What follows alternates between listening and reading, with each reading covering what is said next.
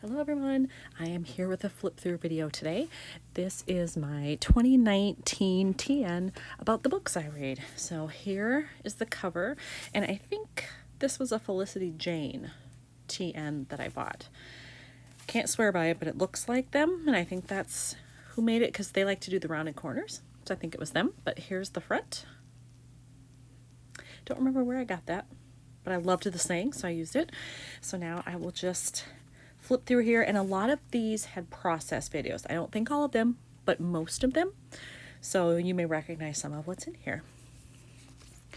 But I started reading through the Narnia series again, starting actually before this and then continued on into 2019. So I actually have some of them covered, the earlier books in the series. I have them covered in a different TN. But here's what I have for this one. And I like to try and just put at least some basic notes about every book. Obviously, I already knew I liked that one because I had read it before, but it just put a little info in there anyway. And these are just old chipboard embellishments that I've had forever. I was really trying to use up stuff that I've had in my stash for a long time when I was making this. So this paper also, you can probably tell, is quite old, but I figured why not use it in here. It's also a great place to use scraps because this is a smaller format. It's roughly 4x8, so it's perfect for using up just little pieces of paper that you have left over. Then you're not cutting into new paper. So then I want to showcase this though. This is an acrylic, a shiny acrylic embellishment piece from Colorcast Designs, all about books, and it came with these little extra words you could fit in there or use separately. So I used that one. And then on this one, I really didn't do a whole lot with this side. It worked out that I could just cut off a little sliver, use the rest of the paper here. This is a chipboard embellishment from Cocoa Daisy. I remember that one. Little stamping. That was kind of it. I like to keep the TNs easy if I can. I also don't want them to be too chunky because they get filled up rather quickly. And the next one, I absolutely loved this book, and so I wanted to talk about it. I even said that I absolutely love this book. So I had that in there, and I wanted some bright bold paper because of the red awning there. And I did that one actually as an audiobook.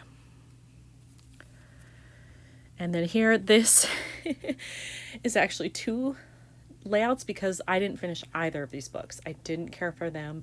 I didn't really even get that far into this one, and I knew the style wasn't for me. This one, I was quite a ways in it, and I just was like, I can't get myself to care about these characters. I don't know, so I gave up. And then this one, I did like the book. I didn't have a ton to say about it. I mean, I liked it. It wasn't my normal style of book, but I enjoyed it. And I just loved it that the title was Murmur of Bees, and I happened to have paper that had bees on it. So how could I not use it? And then this one was set years and years ago, 1883, in New York. And so I wanted to have kind of this newspaper, like daily news, kind of a thing about that one. And this is actually part of a series. I have not read any of the other ones yet, but I think I will in the future. And then this is another one pager where I didn't like the book. I abandoned it. This was also an audiobook. They made it into a movie. You can see that there, but I just couldn't get into it. I did not care for it. Again, I could not find myself caring about the characters at all. And then this page is just a one-page layout about my love for Chirp. It's an audiobook app similar to Audible, except you don't pay monthly. You just pay for what you buy, and you can get a lot of books really cheap on there. So if you haven't tried it, you should.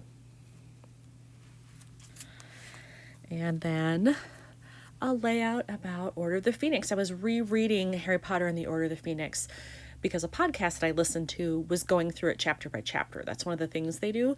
And so I thought, well, what the heck? I'll reread it again along with them. So it was a fun experience. And then I have a lot of Harry Potter related digital files, and all of these came from there. So I just printed them, cut them and included them. This is actually tissue paper back here that I had that happened to match. And I stamped and colored in the Luna.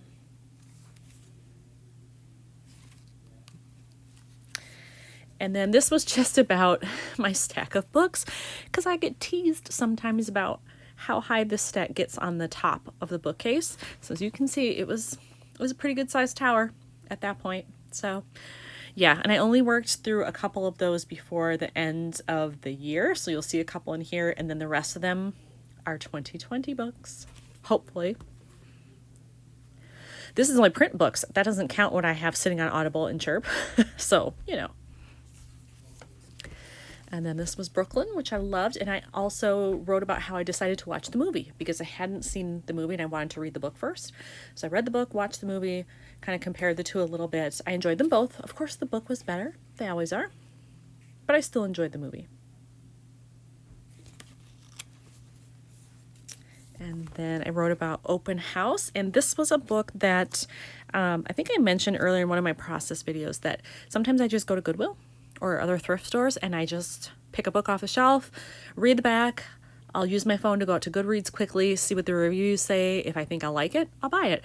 And this was one of those. So it was very random, but I quite enjoyed it. It was kind of predictable in spots, but I still enjoyed it.